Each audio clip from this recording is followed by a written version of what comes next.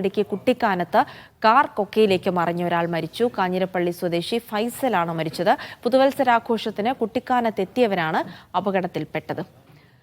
സിജോ വർഗീസ് ഉണ്ട് വിവരങ്ങൾ നൽകാനായി. സിജോ, ഈ ന്യൂ ഇയർ ആഘോഷവുമായി ബന്ധപ്പെട്ട പലരും പലയിടങ്ങളിലേക്കുമൊക്കെ യാത്ര ചെയ്തിരുന്നു. അങ്ങനെ അറിയാത്തൊരു സ്ഥലത്തേക്ക് വന്നപ്പോഴുണ്ടായ അപകടമാണെന്നാണോ മനസ്സിലാക്കുന്നത്? എപ്പോഴാണ് ഈ അപകടം ഉണ്ടായത്? എന്താണ് സംഭവിച്ചത് സിജോ?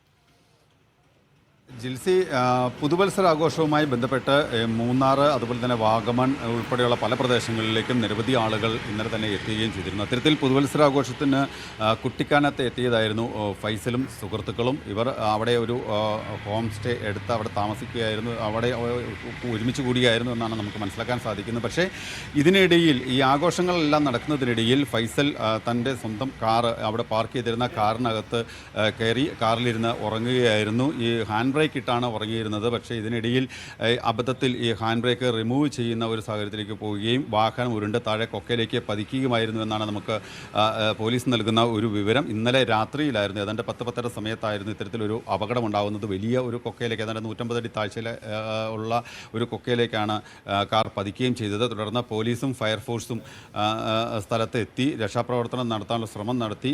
രാത്രി വൈകിയും ഈ പരിശ്രമം നടത്തിയെങ്കിലും പുലർച്ചയോട് കൂടിയാണ് ഈ മൃതദേഹം കണ്ടെത്താൻ സാധിച്ചത്. പക്ഷേ അത് വീണ്ടെടുക്കാനുള്ള ഒരു ശ്രമമാണ് ഇപ്പോഴും പുരോഗമിച്ചു കൊണ്ടിരിക്കുന്നത്. എന്തായാലും ഇത്തരത്തിലൊരു ദാരുണമായിട്ടുള്ള ഒരു സംഭവം ആണ് ഇന്ന് ഈ പുതുവത്സര ദിനത്തിൽ നമുക്ക് പങ്കുവയ്ക്കാനുള്ളത്.